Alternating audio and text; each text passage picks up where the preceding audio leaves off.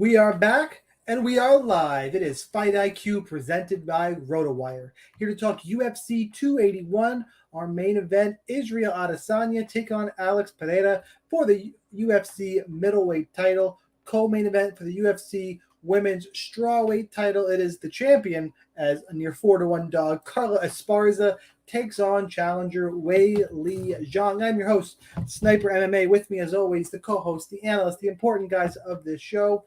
Joe down there, also better known in the MMA circles as Sun Tzu. And now you've got Chris with a new Twitter handle trying to screw me up on this episode. It is at the onlyest, but more importantly, loser of the most recent Fight IQ shirt bet because he sucks and I'm the best. Chris, show him the shirt, please. Yeah, I am not sitting like this to hide my, to keep my pride. I'm sitting like this to cover up the message on the shirt, which... here comes the big reveal. I teased it on Twitter. What could it be? Here we go. It's not that good. I'm with stupid. I'm with stupid. Anytime Chris has any kind of normal, crazy ass opinion, we're just gonna ask him to lean back and show a shirt. Well, Shaun opted for accuracy instead of a joke, which I appreciate. So it seemed on the nose for you, which is and when I beat Joe in a shirt bet, I got I thought it was funnier to put the big guy in a big pink unicorn. Like it. So it seemed appropriate. Now I'm 2-0 in shirt bets. I gotta somebody give me a challenge here this week. So what? Nobody even mentioned my my new estate that I moved to on the water. It's very nice. It's Yeah, Chris has figured out how to use the virtual background, guys. Just so everybody very knows. excited. It's a living. It's not much. It's fine. It's a living. Yeah. Okay. All right. Yeah. So how many are we going to top our record-setting viewership this week? Well, I don't know, man. Shaun put me right in my place, telling me that everybody kind of had their views go up. But I choose to believe that it's all because of our amazing charm and analysis. Superior analysis. I hope that you all get us there again this week. I don't want to say the number because if we fall woefully short of it, it will not sound so great. But the thing is, it's an Adesanya, card and video. Oh, people are going to leave. People are going to leave right before we're done. They're just gonna, yeah. And Shaun, you're going to be there. You're going to be there. So I am. I'm still trying to peer pressure you into going. I got. Our guy RBQs is going to go. I found out. I heard. So it's so funny. So we'll get started shortly. I promise. So Kane is one of the senior honchos at DraftKings, and I sent him an email the other day, and I said, just so you know, like I'm on standby if anybody cancels because they do have a suite, but they're only using it for like their Rainmaker players, right? So I said, look, if there's any cancellations, I'm like, look, I've got a Rainmaker hat. I'll wear the hat, and I promise to talk shit about FanDuel all day. And he gets right back to me. He's like, Joe, I'm on a cruise, but you really made me laugh. He's like, I'll talk to your host, and I'll have him reach out to you if there's any cancellation. So my host texted me and said, look, I heard from Kane. I'll reach out to you if there's. So I'm only going to go if there's an 11th hour cancellation, and if that's the case, I'll let you know. Let me know. I will be there. I'm gonna try and meet a few people there for drinks. So if you're gonna be at in MSG, I'll be there. Send me a message on Twitter. We're gonna have I had a couple people reach out to me too. Tim Watson, a couple people. Hey, are you gonna be there? I wanted to say hi. So I guess we'll see. You're much more famous than I am. You are much more approachable. Yeah, maybe. I don't know. I mean, Chris. I just want to prove that Chris actually goes outside. I'd love to see Chris outside at some point. You guys don't even know that I exist in reality. I might just be a high functioning AI. You could be a bot for all I know. Artificial intelligence. Some of those picks, it seems likely, honestly. Well, that's true, Shaun. Good point. By the way, guys, I'm rocking a Kamikaze Overdrive hat, and Kamikaze Overdrive, for those of you guys that haven't been doing this for a while, was like one of the original content providers, for both bets and DFS, going all the way back to like 2015. Scott Johnson, also a hell of a graphic artist, one of my favorite Canadians. He really does great job with the fight promo posters that he does. He's since retired, but occasionally he'll jump in on Twitter. But This was Kamikaze Overdrive. He sent me this hat when I won a contest. Good dude. So, no more stalling, I think, because we got 14 fights to get through. All of them. So But just a couple I will points, actually- right, Shaun? I haven't really been following weigh-ins, but I understand a couple fighters miss weight, but no fights are off. No fights are off. Everybody's going. We're good. Before we get into the 14 fights, as these guys alluded to, make sure you like the video, smash the subscribe button, subscribe RotoWire MMA on iTunes, SoundCloud, all this stuff for your podcast. Make sure you are following as well as instead of just watching. But we appreciate you guys watching. Chat. Make sure you drop those comments the whole time. We'll get to them along the way, or at least the good ones. Let's start off with Carlos Ulberg, 8,400, taking on Nikolai Negumereanu at 7,800. Ulberg minus 125. The comeback on Negumereanu is plus 105. Because there's 14 fights, I'm going to limit some of my breakdown and analysis. Let you guys carry. It's kind of I actually did put out free stuff this week on around. So just go on my Twitter. You can find plenty of free full breakdowns. I'm going to let you guys mostly do the talking. I will give my picks, though, but in very short form. I am on Carlos Ulberg in this fight. I actually like him quite a bit over Nikolai Negumereanu. Let's see. Who do I want to start with? Let's go with Chris first this week. How you doing, stupid? Shaun, you didn't give the DraftKings salaries. Oh, I didn't. Ulberg 8,400, Negumereanu 7,800. Okay. All right. I am on now that we're ready to go. Oh, I keep getting my face. I might have to switch back. I know we're having a lot of fun here, but I keep getting my face lost. So we'll see how this shakes out. But I am on Negumereanu here. Lean back, dummy. Lean on back, dummy. I can never get his name right because every time I see the name, I think of Daniel Negreanu, the poker player, and I just kind of want to say that. But I'll get it. It's Negumereanu.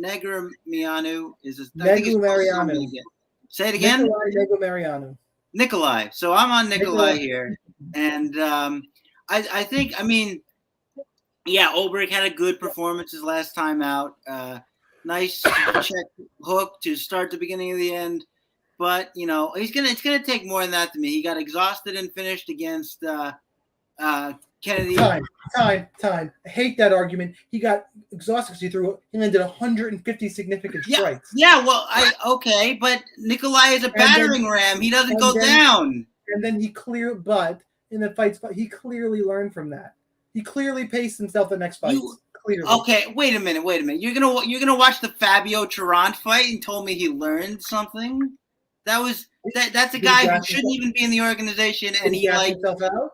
What? I don't think he gassed himself out. He didn't gas there, but it was a different kind of it was going too hard, and then it was foot totally off the gas, and then he finished one guy early. So, but the point is that let me just say we've seen him get tired. We've seen it happen. Point number 2 is that Negumereanu is just not going to stop coming. So the wrestling is going to be big in play, I think. Again, I'm just not convinced by one big shot that he's going to be able to put on consistent offense that's effective. I think he's going to maybe hit Nikolai with some big strikes, and Nikolai's just going to smile and come at him like an asteroid. And I think he's going to get the takedowns and wear him out. If this fight finishes early, then that's going to mean Ulberg has a lot of points, and you should have him. The longer this fight goes, the more it's Negumereanu. And I don't think, as he only has one loss, that it's not by KO TKO. I don't think Ulberg's the guy to do it. I don't think he hits particularly hard for this division. He's okay. Everybody in this division has some power. Wouldn't call him one of the bigger hitters. I'm on Negumereanu here for a lot of wrestling and grappling points. Agree, disagree. Joe, right to tie. So this is one of 4 city kickboxing fighters on this slate. Mr. New Zealand, the best looking fighter in the UFC. I want to not like him, but I actually find myself supporting him here. I do not think that I think there will be one city kickboxing fighter who will lose. And I don't think this is one, unfortunately. So I'm not really sure what I'm going to do with this fight in DK. I may actually have equal ownership because of the salaries, but I do like Olberg here. I think he's got his cardio in check. He had some control time. He had, I guess I get that it was Fabio Charant, but he did have 2 takedowns in that fight. I see this as being pretty much a stand-up affair, and I think he's just a better striker than Negumereanu. I do see it, Chris, potentially going to decision. I don't know that he's going to get a finish here, but if this fight goes to decision, what do you think Olberg's going to score? You think I think that he put up 159 strikes in a KO loss and scored 59 points. So I think he's going to have a more measured approach. I think it'll likely go to decision. That's why I don't know what to do with this. I mean, he's not horribly priced at 8.4K, but I have a feeling there's going to be a lot of big scores on this card. So I don't know how much of this fight I'm going to have in DK, but I don't hate a bet on Olberg here, just because I do think he's the better striker. Good training partners, obviously. I'm not sure where Nagy trains, but I'm going to go with Olberg's continue development here. And I honestly do think that this is a fighter that the UFC wants to get behind as well, which is kind of a hidden motive here. So I'll take Olberg here. All right, next fight up, Montel Jackson, Julio Arce. Jackson 9,000, Julio Arce 7,200. Jackson minus 205, Arce plus 175. Julio Arce, to me, just a boxer who's all right everywhere. I think Montel Jackson's got more upside grappling. I think Jackson's better. I am on Montel Jackson. Joe, who do you have? Yeah, I mean, I'm surprised that I've heard some support for Arce. Some people I respect are backing him. Basically due to the fact that he's the more technical striker or the Golden Glove striker. Montel Jackson's got all the talent in the world. What I hear as it relates to Montel Jackson is he's a bit of a head case. And he's maybe not the hardest worker all the time. But here's a guy at bantamweight that has the same hand size as Francis Ngannou. He's a 5'10" bantamweight. I really do think he's got more paths to victory here. I could see Arce potentially, if this remains standing up, getting a greasy decision because he is the more technical striker. Tiger Schulman guy. This is essentially a local fight for him. He is 33 years old. He has an 18-5 MMA record.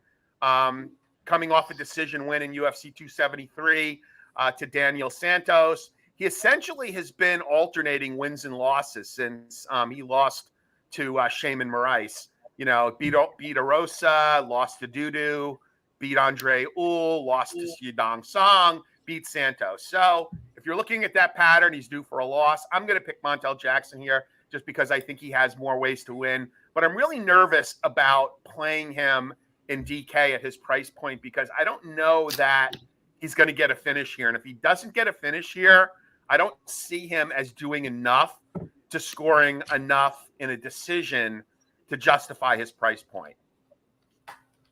Chris, who you got? Yeah, I got Montel too. For a lot of the reasons Joe mentioned. I mean, even if Arce could get past the reach, and I'm not sure that he can, he's a guy who likes to back himself up and counter strike. He's not going to be the better grappler here. Joe mentioned the hand size. I would just point out from that, the strength differential is going to be pretty enormous. I also echo what Joe said about the price point. He's been doing things like getting a lot of takedowns, getting a lot of knockdowns in fights. That might not happen against Arce, but hey, we've seen Arce stopped by strikes before, and we know how hard Montel Jackson hits. So I think he's probably, you could say at least a cash play with some upside maybe, but I think with 14 fights, I wouldn't blame anybody for trying to go a different direction, but we always have those contrarian payups. We know that Montel puts up big scores. And maybe he's just going to beast the entire lower. I hate to call him lower end of the division at this point. He's a talented fighter, but maybe he's just going to, wreak havoc with the lower end of the division until he gets until he works his way up. And I think this would still qualify as that. So give him a look, but with 14 fights, I might go a different direction in quantity, but I'll have some though. Sungwoo Choi, 8,800, take on Michael Trezano, 7,400. Choi minus 175, come back on Trezano plus 150. Line's closed a little bit, I think, actually, which is surprising. I like Choi. I think Choi didn't look great last time out, and that's why people kind of, love it here. I like Choi as a kind of contrarian play. I think he's going to go under own. I think he's got some upside, some sneaky power. Trezano, tough. The thing is that there's other dogs that we'll be picking later. So Choi is my pick, and now I got to go to the librarian, Chris, over there. Well, I'm just trying to show everybody how well read I am, and this is actually all the fight research. But I study hand-to-hand combat, and that's all behind me. But yeah, this fight I'm taking Choi. I just think he hits really hard, and he's a good grappler. He can do a little bit of everything. I don't think he's been caught out before in grappling sequences. I don't expect that from Trezano, who's kind of an opportunistic grappler. I mean, we saw that against Luis Pena. Trezano missed weight. Is that correct? Yeah, I believe so, yes. Yeah. That doesn't bother me too much. I actually still think Sungwoo Choi is going to be the stronger fighter. I don't really like Trezano. Any real part of his game, he's sort of okay everywhere. I wouldn't surprise me to see Choi kind of just put volume on him and then just swallow him up with power. So, a later finish here, I don't think is out of the question. I think Sungwoo Choi is just a better fighter than Trezano basically everywhere. So worth a look, I think, and maybe on 14 fights, these aren't the big names that people know, so maybe they won't expect big scores here, but Choi can thump and he can grapple, and that might be worth a shot. Chris, Joe, so I actually picked Mike Trezano to win his season of The Ultimate Fighter. He's the lone wolf. He is a local to me, one town over. Tiger Schulman guy. He is just okay at everything. I mean, it concerns me that he missed weight. Not so much because he missed weight, but because I'm not sure how seriously he's taking his training. This is a big card. The theory on Choi is, well, one, there was a big camp change, and it escapes me for the moment, but he moved to this camp in Florida that keeps changing its name. But it's a good camp. The head coach thinks highly of him. The theory here is that it might be the time to get Choi relatively cheap, coming off of 2 losses. His fight IQ wasn't the best in the Caceres fight. Calabao is probably better than people think he is. So now the theory is that maybe this is the time to get Choi cheap. He's going to show market improvements, training at a new camp, learning not to be such a ape, as they call people with low fight IQs. So I'm going to take Choi here. I'm not sure what the ownership is going to be, Shaun. I don't know if you want to share your ownership projection for Choi, but I don't think he's going to be that popular, which is why I kind of like him. I can't remember. I think I had him like 15-ish%, and I'll be slightly over that. I think at 15%, you can get some leverage by going higher. Next fight up, Karolina Kowalkiewicz, 8,200, taking on Silvana Gomez Juarez at 8,000. Line is now pick'em, minus 110 apiece.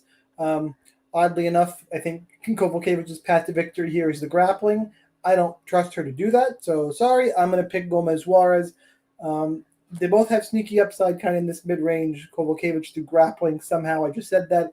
And Gomez Juarez puts people out in this division, which is weird. And Kowalkiewicz, I've seen deaded before, and they're both old. It's a weird mid-range fight that I feel like, unfortunately, you're going to need exposure to. I'm on Gomez Juarez. Joe. So this is the first leg of a parlay that I put out on Twitter earlier in the week. I got Gomez Juarez at plus 100. So I got a good line on her. Look, don't get me wrong. I love KK in a bikini. I know you do.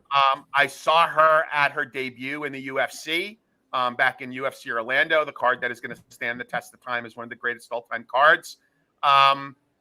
beating the ghost of Felice Herrig, I don't know that, like, this line should be much wider. You know, Felice Herrig, that was her farewell fight. Her last 2 wins over 4 years or 5 years is both against Felice Herrig. Well, you know, let's look. She had a baby, I believe. She got married. Anybody, let's put it this way, less aesthetically appealing would have been cut after 5 losses. But they gave KK another shot. You know, she beat the ghost of Felice Herrig. It was obviously her farewell fight. You know, I don't want to put too much into that. And I think because of that is why I'm getting such a favorable price on Gomez Juarez. I think Gomez Juarez should be at least minus 150 in this fight. That's why Gomez Juarez is the first leg of my parlay. I believe she is 8K on DraftKings. I plan on using her very liberally because I do see her potentially getting the finish here, if not having a really dominant decision. So give me Gomez Juarez. And again, this is the inaugural leg of my fighter parlay that I put up on Twitter earlier in the week. You can follow it at Sunsu. Chris, what you got?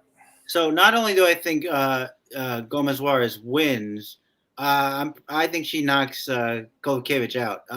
When you look at that fight, you want to call her the ghost of Felice Herrig. She landed a lot of hard right hands in those exchanges, and she didn't look good, Joe. You're right, and it was her going away fight. And Kovacevic can't help but exchange like that. That's why she got knocked out against Andrade.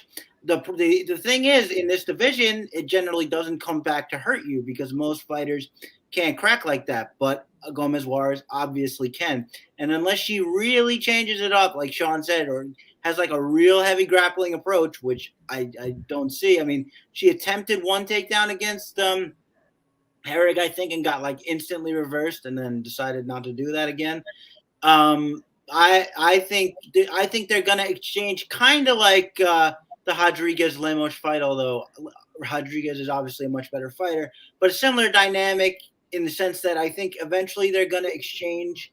Kovacevic is not going to be able to avoid it, and she's going to get hit hard and knocked out. So my pick is Gomez Juarez. By the way, I didn't realize, before you move on to the next fight, I didn't realize that this is a quasi-Vaseline fight. I didn't realize how hot that Gomez Juarez was. So this could potentially be a Vaseline fight. You can call it a MILF fight. They're both 37.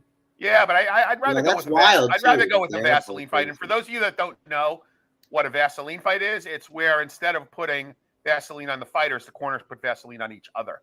That is what a Vaseline fight is. It's very politically incorrect, but okay. I like Gomez Juarez. Go ahead, Shaun. Next fight. Now for Chris's Vaseline fight, Matt Frevola, 8,500, taking on Atman Aizatal. Oh boy, 7,700. Frevola is now plus 135. Azatar, the line movement of the card, minus 155.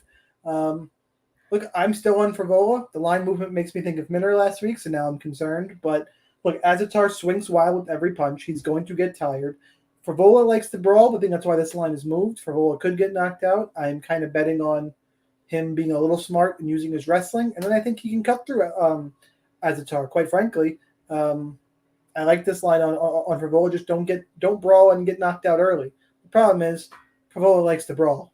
He's been knocked out early, so I'll be interested to see if Azatar ends up in a ton of cash games with this line movement because his floor is still like next to nothing. Like they could get even in the scenario that Azatar wants a brawl. Frevola's live. Frevola cracks. So I'm leaning Frevola. It could be a wild fight, a good GPP one.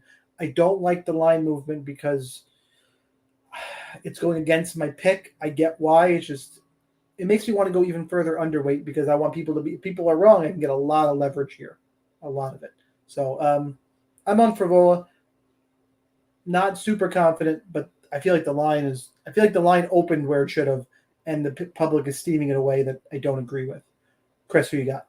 Well, I'm more confident than you are that Azatar knocks him out. I think that. See, I swerved you. I think that. Not really. I think. Thing about Azatar is it's not even that like he's just gonna come at you and swarm. I mean, he can do that. But also, he's very active in like clinch situations, and he can generate a lot of power from short distance. And everything. Are you at all concerned that everything he throws is at 110% power? Like if no, he but doesn't get the ball out of it, that goes for Favola too. So I mean, you know, Azatar's a bigger swinger in my opinion. They both swing big. Azatar is like nothing in the tank. Here's the kitchen sink type of bombs. well, but here's the thing about Azaitar is we haven't. I mean, he hasn't gone it long enough, and it's been so long. We haven't seen him get appropriately tired. We don't really know what that looks like. So it's an X factor. But look, he stuffed one shot against Timu Pakalin. That's about the extent of the takedown defense that we have for him. I'm not impressed there. So that I watched that knockout the other day. His leg literally shook when he was unconscious. That was a nasty one. But look, that was like you said. I mean, Favola leads with his face, and he likes to throw punches. And can we trust? And I know, like he wrestles in his fights, but can we trust him to have a committed wrestling game plan from minute one? And no, I agree. The answer is no. So that's why I have to pick Azaitar, because I think that this is just going to be another one of those things where he's going to exchange. Maybe the worst thing in the world will happen to him, and he'll actually land a good shot, and then he'll think, okay, I can do this, and that will be the end of it. But so for that reason, like again, just to sum, if I could trust Favola to wrestle in a committed game plan, I might be more inclined to pick him, even with the durability issues. I can't, so the pick is Azaitar. So who you got? What's in the bag, Azaitar? That's got to be his new nickname. What's in the bag? Interesting story here. Azaitar is shiny potatoes. Azaitar is 13-0, but Matt Favola wins the Tapology picture contest. So go check out Favola's picture on Tapology. He definitely has Azaitar beat as far as that goes. There is line value here at 7.9K, right? He is going to go off as the fight time favorite. 7.9K, that should drive some ownership. I think this is very GPP-ish because I definitely can see Azaitar getting the early finish here. I could see Favola wrestle-effing him potentially if he could commit to that, which I'm with Chris. I'm not wholly confident that he's going to go that way, which is why I'm going to pick him, guys. Don't worry, he's going to do it. I literally Azaitar. By the way, I tweeted out that John Stark. Shout out to John Stargarian. Not his real name, that's his nom de plume. But John Stargarian actually ran into Favola and his brother at the Long Island event, and Favola went up to John Stargarian and said, "Are you the guy that does a pod that said Camacho was going to knock me out?" He had a fight scheduled against Camacho that was canceled. That's funny. And John's like, "Oh wow, you actually watched the pod." So he thinks he might have a shot at getting him to come on his pod next week, if in fact he does win the fight. So Matt, if you're listening, Matt, I do think you're getting knocked out. Sorry. Yeah. So I just tweeted him. I know I'm just some fucking schmuck on Twitter, but please use your wrestling tomorrow. So that's not fair. I tweeted this out, and people probably thought I was joking, but I was serious. Like where Favola did run into Stargarian at the Long Island event. So I'm on Azaitar here. I like this as a GPP fight. I see line value here at 7.9K. I will have a few shares of Favola just because they're, the reverse line value or the negative line value as a contrarian play. Again, I'm not sure how highly owned this fight's going to be, but I do see it as a GPP fight. I wouldn't touch it in cash. Let's keep moving because we're 14 fights. Andre Petroski, 9,200. Wellington Turman, 7,000. Line on this fight, Petroski's -200, Turman's plus 170. I'm on the dog in this one. Similar breakdown to the last one that I think Petroski's, well, not similar, but different than that. I think Petroski's striking is shit. I think that if he goes for the takedowns early, I think he could get himself tired. I think Turman's huge and better striker. So I'm taking the shot in the dog here on Wellington Turman. Joe, who you got? Yeah, look, I see it. And Wellington Turman is, I think he is in that new camp in Connecticut that Glover Teixeira camp, which is essentially, a gym that, Glover trains at. And he's got, a surprising number of people that go up there to train, including Turman and the main event fighter, Alex Pereira. I am gonna go. Like I will probably have some shares of Turman as a dog. Did you give the DK salaries? I don't think so. I did. You did? Okay. 9,200 and 7,000. Yeah, 9,200 is awful stiff to be laying on Podroski. However, I could see him earning that salary if he puts his wrestling to work and doesn't gas. I don't know that Turman is a better striker than Petrowski is as a wrestler, right? I don't want to put too much into that, that fight against against Brett's guy there. What's his name again? Against Maximov. It's interesting. He also won a grappling match against Eric Anders in a by Anaconda, which I thought was kind of interesting. So I like Petrowski here. I think at 9.2K, I don't think he's going to be that highly owned. So I think I could get some leverage here. On the other hand, I think, to your point, Shaun, that Turman is not a bad dog because there is a path to victory for him in this fight. So I'll have shares of him at 7K as well. I think this is just a good fight to target. I think this is a good GPP fight to target. I'm going to take Petrowski, but, you should have shares of both fighters here and play this in GPPs. Chris. Yeah, I'm taking Petrowski. I don't see a lot of good in what Turman does. Yeah, he got that sub against who was it? Where the fight where he was being regardless, he was being taken down. Before that, I don't think that Maximum. I don't think his jiu-jitsu is going to be better than Petrowski's. So like when the fight hits the ground. And, I actually like him to tire out before Petrowski does. I think Petrowski, these wrestlers who are, wrestlers are generally pretty tireless. We haven't seen Petrowski get gassed in the octagon, really. And I do like how opportunistic he is with the submissions. And you can pile up the points. And there's a lot of fighters in this range. The people are going to know more than him, probably respect more than him. So I'm with Joe. I'm going to take him and for the upside contrarian play, as we put it. So there you go. All right, next fight up, let's talk Erin Blanchfield, 9,500, Molly McCann, 6,700. Line in this fight, Blanchfield minus 390, McCann plus 320. Blanchfield by grapple/smash if she's smart. If she tries to stand with Meatball Molly, I actually probably favor Molly a little bit there. But Blanchfield should win this fight. I know Joe's shaking his head because he's all about Erin Blanchfield, and I agree, but I don't want Erin to get into a striking match with Meatball Molly. That is not the best idea. Just take her down and beat the shit out of her, and let's just call it a day and move on. Chris, you're first, though. Who you got? Yeah, I don't have that much to add here, except that, first I will say Molly gets taken down by every wrestler. Procopio got her, I think 7 times. There were multiple other wrestlers who just grounded her. So I'm not worried about that. I'll call out a bet again, similar to what I did last month, where you take a big favorite, you take them by decision in one of these women's bouts, and you get much more amenable line. Blanchfield by decision minus 115. Molly's really tough. Blanchard's not really a submission grappler, even though she got one last time out. So I expect this to just be sort of, I don't want to say lay and pray, but, ground out by Blanchfield. She's going to get a lot of points, and I think she takes it by decision. So that's a minus 115, and I do like Blanchfield for the win.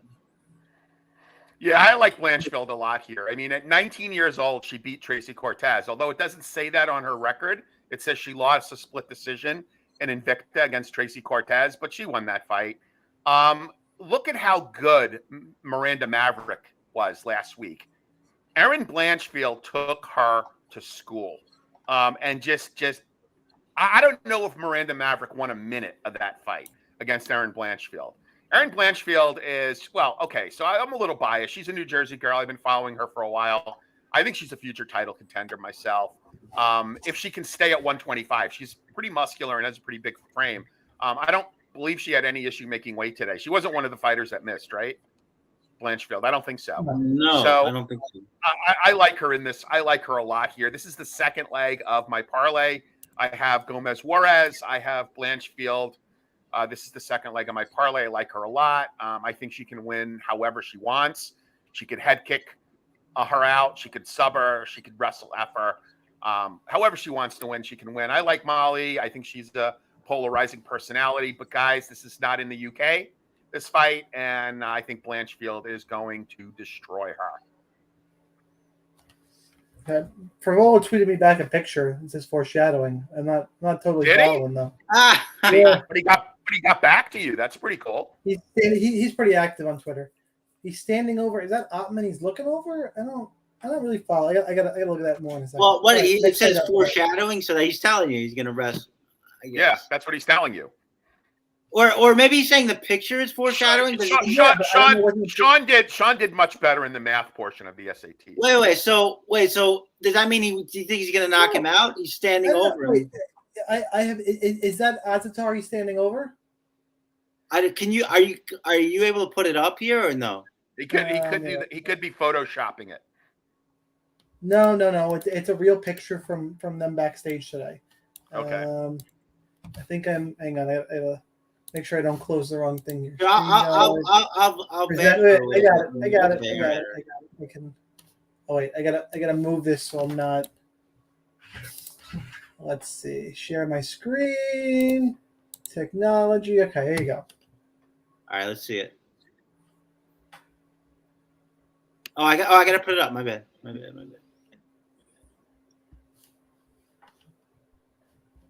This is the tweet. I know I'm just some fucking schmuck on Twitter, but please use your wrestling. He goes foreshadowing, and he added this picture. Wait, what am I even looking at here? This is Favola. Okay. Standing over. I don't know who this is. Oh, I thought you meant like he's standing over a body. Yeah, I have no idea.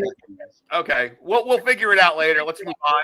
We still have very enigmatic. I can't help you with that. Yeah, it's weird, right? Yeah. All right, let's move on here. Let's talk about Dominic Reyes 9,300, Brian Spann 6,900. Reyes minus 205, Spann plus 175. Reyes has lost 3 straight against three best fighters in this division. Spann up and comer. I don't think he's that good unless Dominic Reyes is broken. I think he wins this. That will be my pick. Will be Dominic Reyes. Joe, you're first. Yeah. So his 2 wins are against apes. I mean, Kudalaba getting caught in a guillotine, and then Serkinov, who has got the softest chin in the free world. I'm not sure what happened to him. He used to be a killer. Ever since Uzdemir hit him with a shadow punch and knocked him out.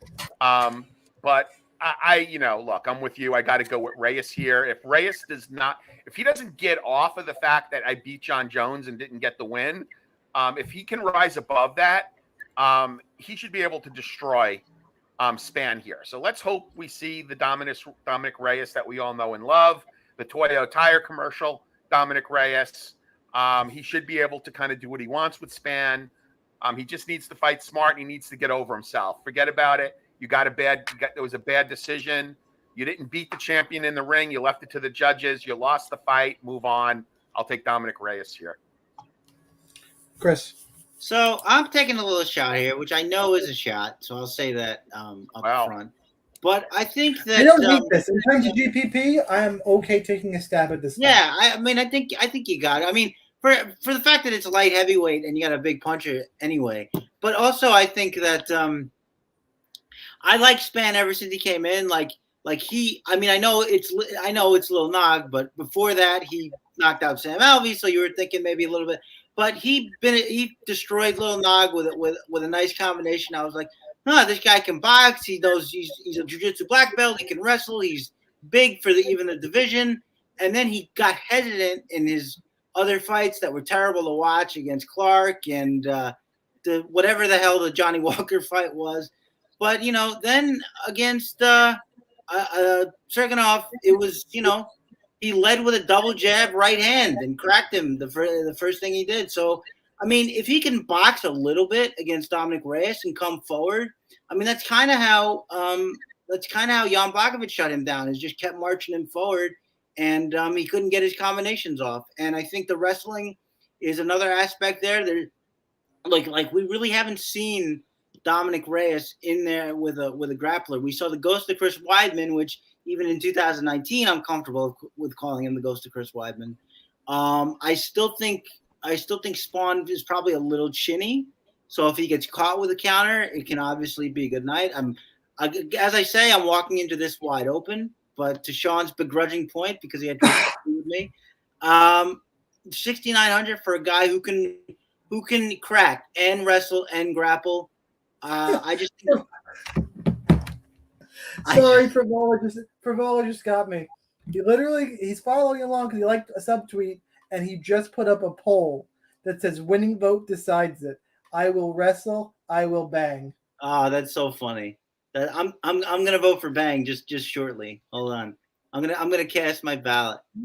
But that's really, really funny. Can you retweet it? Yeah.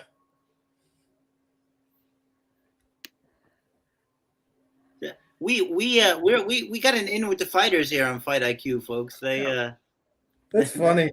They're liking us. All right, so everybody go vote and tell them to stand and bang so that my Azaitar play comes in, guys. Yep. Moving on. I can't get over this. Yeah. God damn it, Frivola. Please listen to me. Hanata Marcano, 8,300, taking on Brad Riddell, 7,900. Marcano minus 125, Riddell plus 105. I'm on Moicano. I saw something in tape I liked. I can't go. You know what? I can say because I bet Moicano, and I kind of listened to Adam Newsom's on the Moneyline podcast, which is a good early week fight breakdown. I listened to it today to kind of see. I agree with some of his stuff. Didn't all that good stuff, and he saw the same thing I did in that I think the body lock takedowns and trips are really going to be in play here for Moicano. It's not so much the wrestling, it's those trips and the body locks. I think where he has a pretty big edge. We saw Jalen Turner choke out Riddell. I think he's got a grappling deficiency. I like Moicano quite a bit. Clearly, I bet him because the line is close. It's not like it's near pick'em. So I think Moicano wins this fight more often than not. I think on the feet, if there is no takedowns, I think then it's a coin flip. I think whoever having the better day will win on the feet if they stand and trade. So I'll take those odds in this scenario. Chris, who you got? Yeah, I'm taking Moicano too. I think there's just a lot of things I like about his game. In the past, I've been critical of him that if somebody comes after him, he'll fold, which can happen and almost did happen against Alexander Hernandez again. But that's not really Brad Riddell. Brad Riddell is more of a counter striker. A counter striker who will like to use his wrestling. And I don't think his wrestling is going to play here. Not just because of the jiu-jitsu, but I think Moicano was a pretty good wrestler himself. I generally like to take kickboxers against boxers. If it comes to that, I think Moicano was the more active kicker. And I just think he has more tools here. Can Brad Riddell hit him with something hard and then fluster him enough to where he just shuts off like he did against Aldo and Chan Sung Jung? Sure. But I think that it's much more likely that Moicano just sort of controls the range, controls the fight, and just takes it where he wants it to go. So I'm taking Moicano. Yep. So Brad Riddell, this is the City Kickboxing fighter that's going to lose. I believe he's the striking coach for City Kickboxing. Moicano, he's coming off of I believe a loss to RDA. I think that was a short notice fight. I know it was a catchweight fight. He went 5 rounds. RDA kind of schooled him, but again, it was a catchweight fight, and I believe it was short notice. For those of you that haven't been following Moicano actually had Ortega beat. All he had to do, he had banked the 2 rounds. All he had to do was stay away from Ortega, yet for some reason he followed him to the ground and got caught. Who knows what trajectory his career would have had if he actually got that win over Brian Ortega. I like Moicano a fair bit here. I actually saw him ringside outstrike Kelvin Cater, which I thought was impressive as hell, standing and outstriking. He's got a black belt in Brazilian Jiu-Jitsu. I actually think he can outstrike Brad Riddell. I don't think it's a coin toss. I think he's got range. I think he'll be the more technical striker.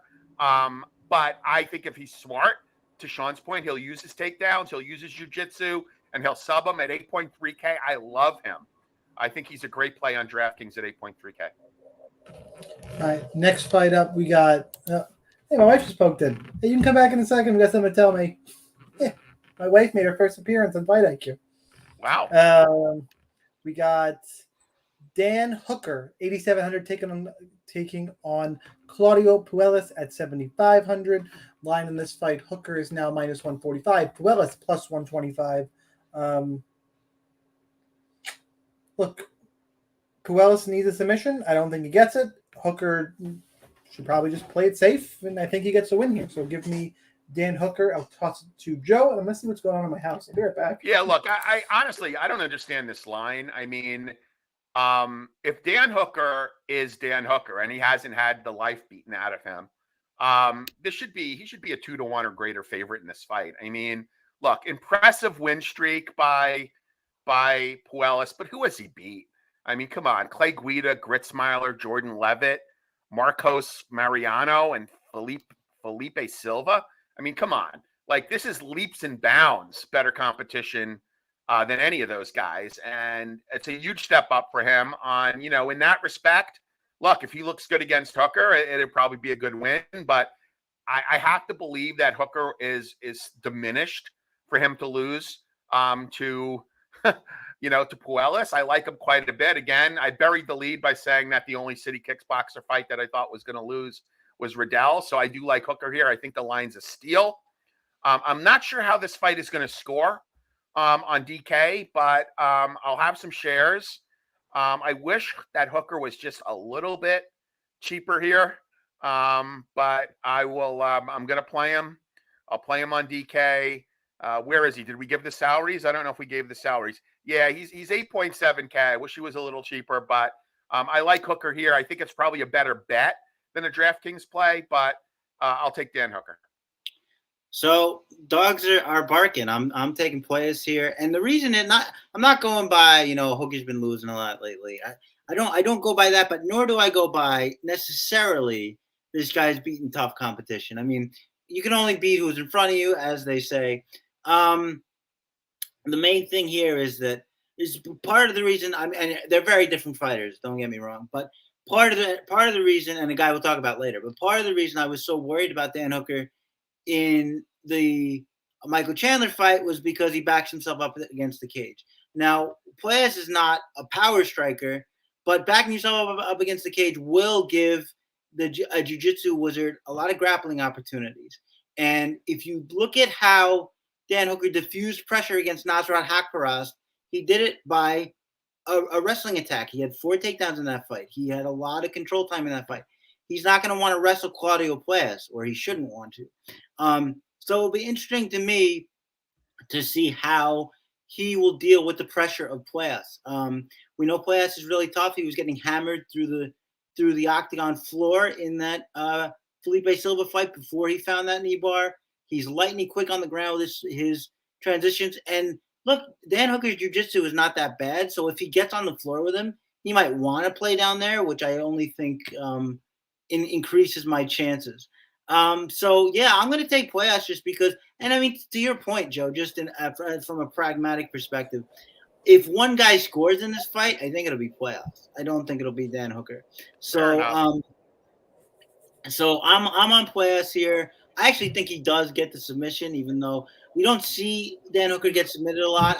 I obviously wouldn't count the Makhachev thing and say, see, look, I wouldn't put that in the same league. But I do think I think Hooker's going to give him an opportunity here, and I think he's going to cash it. So give me Puelles. Now I'm messaging for goal. Okay, moving on. Oh, this is funny. Joe's very cranky tonight. He must. Yeah, I don't want to. Well, I haven't eaten, and it's getting late. Exactly. He needs his White Castle. He's like, hurry up. No, I'm actually making a sandwich tonight. Chris Gutierrez, 9,100, taking on the retiring Frankie Edgar at 7,100. Line on this fight, Gutierrez minus 240, Edgar plus 200. Look, can Edgar's chin hold up? If it does, I think he wins. Plus 200 is about right for Frankie Edgar's 41-year-old chin to hold up, unfortunately. I'm going to take the shot, though, on Frankie Edgar. I think he wrestle fucks Chris Gutierrez for a win. He rides off into the sunset. Please don't come back. It'll make me uncomfortable. Chris, you're first. Yeah, I'm sort of a semi-hot take. I think Gutierrez is probably just going to beat him by decision. He could knock him out too. But the thing is, like, this isn't even Frankie Edgar. Like, the question we have to ask ourselves here is, can Edgar sustain a wrestling attack against Chito Vera? All of round one, good. Round two, he takes him down. Vera gets back up, and then he can't get him back down, and that's when the knockout sequence happens. Chris Gutierrez has decent-ish, I'd say a little bigger than decent-ish takedown defense at like 73%, I think. Good at sliding out of the way of stuff and using his footwork.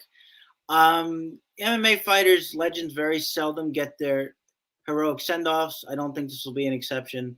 I think we're all going to be sad to see either a knockout or just sort of a shutdown performance on the cards for Gutierrez. So that's my pick. Chris, leg kick Gutierrez.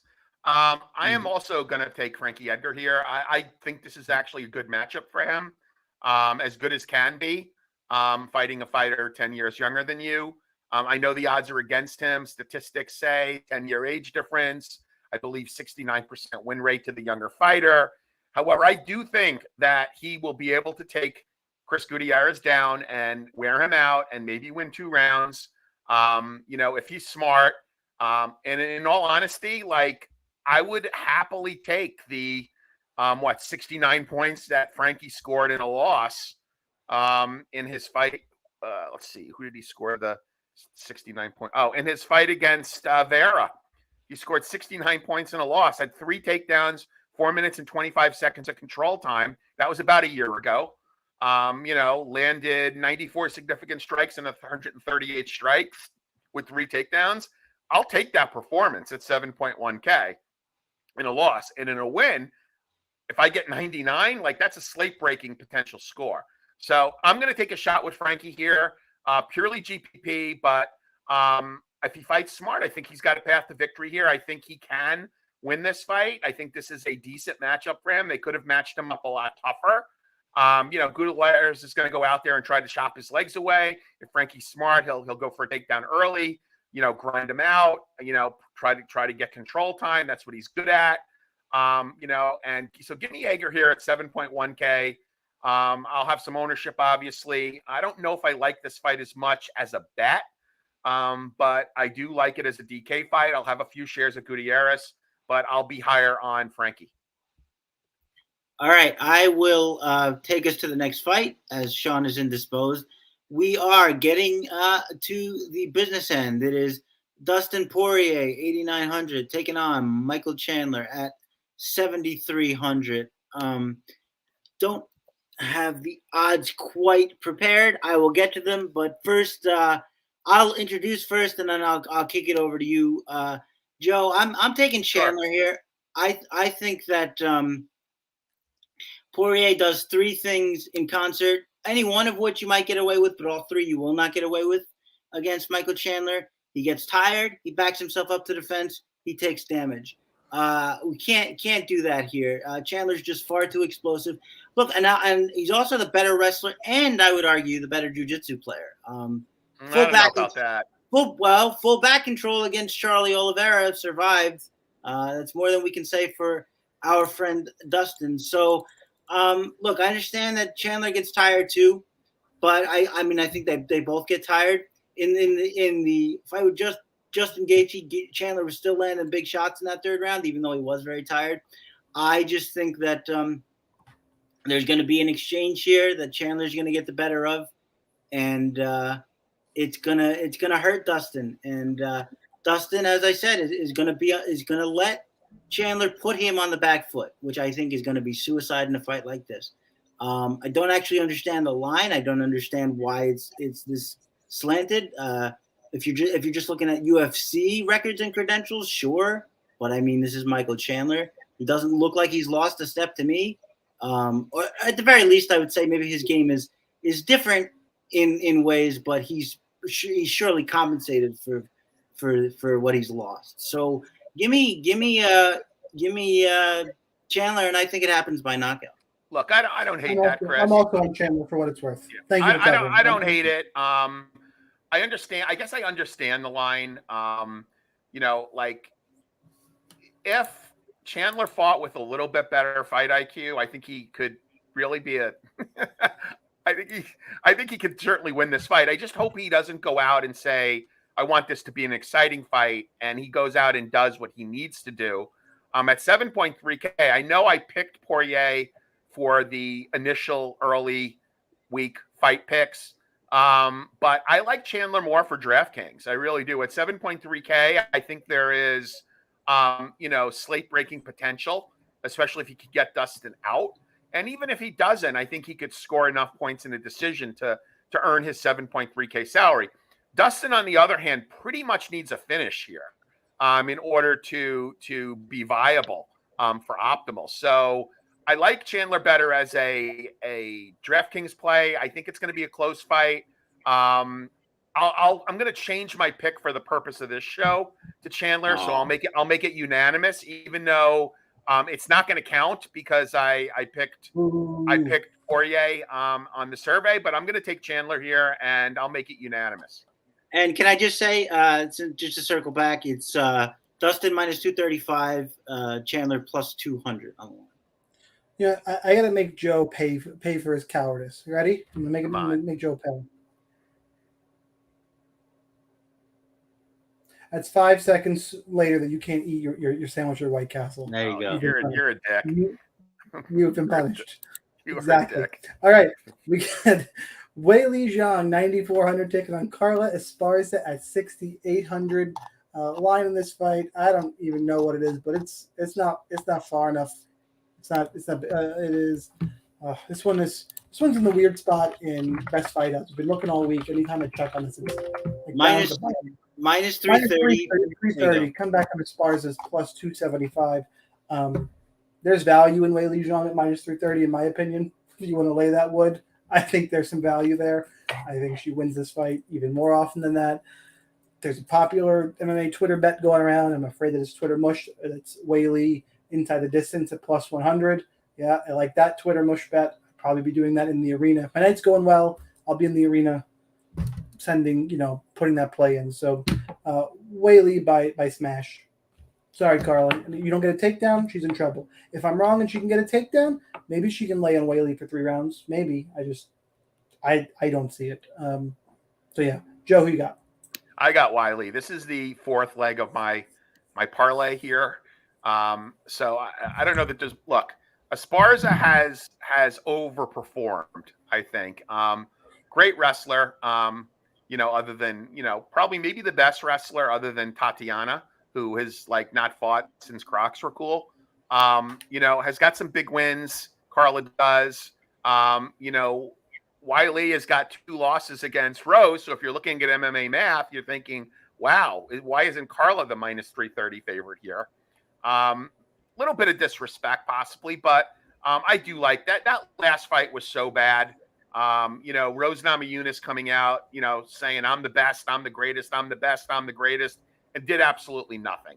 I mean, essentially, Carla won that by default. Congrats to Technical Tim, who had a play on Carla. But I like Weili here. I think she gets on track, maybe just beats the living crap out of Carla. I love the fact that she was able to pick up Francis Ngannou. That was kind of cool on Twitter. So give me Weili here and new. I mean, I guess that's fair. The problem is I think Weili will be able to defend it. But, yeah. And even Rose was able to defend it, but then she just didn't throw anything back. Yep. It was weird. I think Main Rose was event too busy time. thinking about whatever Pat Barry said to her the night before. Because Pat Barry. Well, now hold on, Joe. I know you're imagining me. Oh, okay. I just my head is like a roast beef sandwich or on a hard roll, but Chris has to go and pick Esparza. Go ahead, pick Esparza. No. I think Weili is just going to be too strong for her. I mean, there's an argument to be made that she's a little too careless, and so as the better technical wrestler, Esparza will be able to redirect her weight and counter those takedowns. But I don't see it. I think Weili's just going to muscle her. and probably get on top. I mean, Verna Jandiroba got her 3 times, and she's nobody's idea of a wrestler. So I have to stick with Weili here. I think the line's a little wide, and it frightens me that everybody's picking it because it's just the mush in general. It's the popular pick mush, but I have to do it. I'm taking Weili here. I just think she's going to be not more technical of a wrestler, but too strong and obviously more power to if they stay on the feet. All right, now let's talk about the main event. Israel Adesanya, 8,600, taking on Alex Pereira at 7,600. Line on this fight as of right now, this second is minus 215 for Israel, plus 185 for Pereira. I'm not going to recap the whole kickboxing history. Like we at this point, if you're watching the show, you probably know it. For DFS, who are we going to play? I would very strongly argue neither of them. Because in DFS, I think it's going to be an over-owned main event. Sure, Pereira's live for the knockout. I guess Izzy is too. We heard Pereira in those kickboxing fights. What's making me shy away from a really strong position is, man, Adesanya should just wrestle. Just wrestle. I mean, you got Andreas Michailidis and Bruno Silva taking down Pereira twice each. You telling me 12-1 Israel Adesanya spending this long training with Eugene Bareman can't take somebody down at this point? No, you have to be able to. Like, he should just do that. I don't know if he's going to. I hope he does something. By the way, any talk you hear from Izzy, don't listen to him anymore. I can't. Put him on skates like Elsa. I'm gonna make this a word like Kelvin. Sorry, his credibility is gone. He might do it, but never again can I trust anything that comes out of his mouth when prepping a fight, when promoting a fight. Don't believe him. You cannot believe him. And it's fine. Just don't get sucked into it at all. So my pick, by the way, is Adesanya via decision, and just Pereira just needs the left hook. Has to lay on the left hook. I'm going to say Adesanya stays away from it for a decision. Chris, who you got? This is. I mean, I kind of share your view of maybe skipping it just because I think. I mean, it worries me because I think this could be a staring match until one big exchange and somebody goes to sleep. I think. Hopefully, it's not me. Adesanya. Yeah, I think Adesanya is gonna be cautious, but I also think Pereira is gonna bring the fight to him, not as recklessly as Whitaker did, but to the extent to where he's gonna have to fight. And it's funny because I remember somebody put up that I think it was like a GIF of Adesanya rolling for a leg lock against Brad Tavares, and which I had forgotten that he had done. But it's funny that he would even try that, and it makes you wonder. But I mean, Pereira trains with Glover Teixeira, so that's been a long time now. So you got to wonder what he's learning in there. So I don't think it's been Pereira, that long. Huh? I don't think it's been that long with Teixeira. Not that long. It's been at least since his second fight. It's been at least 3 or 4 fights now. So I mean, will he? I mean, I do want to see a surprise wrestler. That's what I do want to see. But I think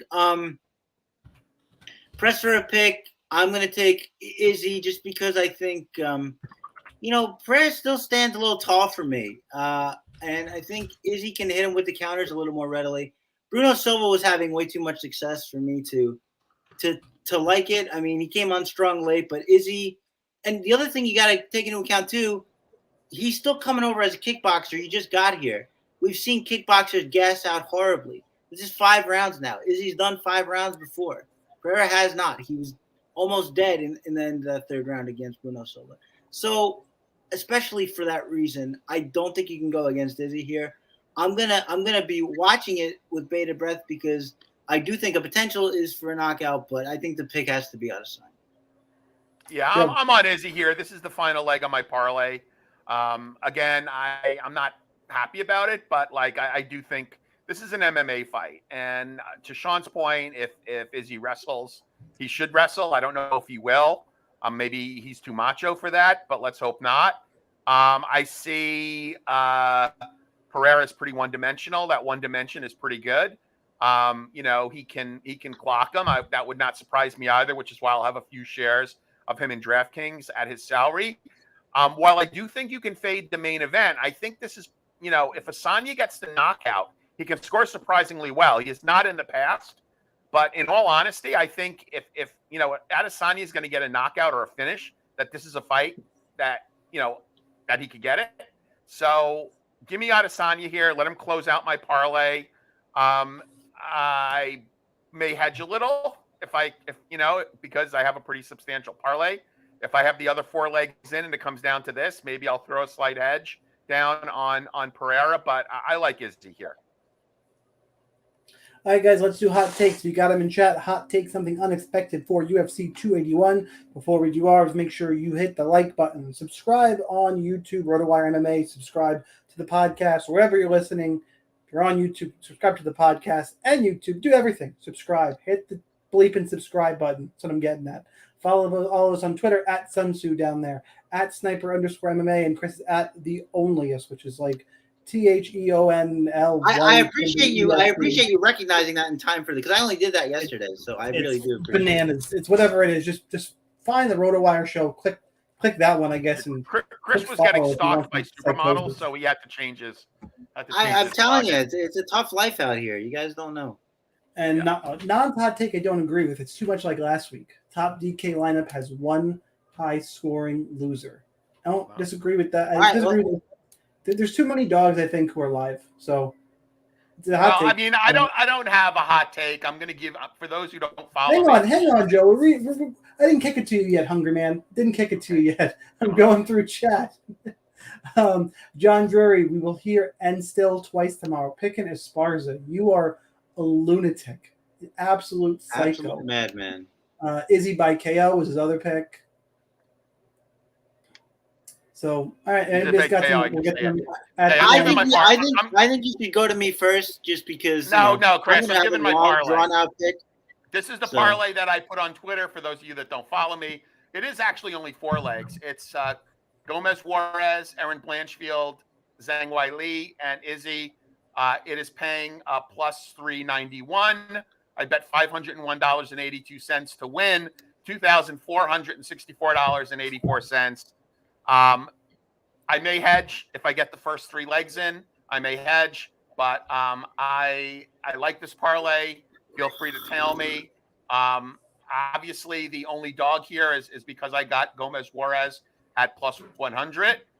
The rest are favorites here. It's not super sexy, but give me plus 391 anytime. I'll take it to the bank. You got one ready, Chris? I have a parlay of sorts. Azaitar, Gomez Juarez, Michael Chandler. They all win by knockout. What does that pay? All right. This is a hot take. Would pay substantially. I have not looked at it, but I will when we get off.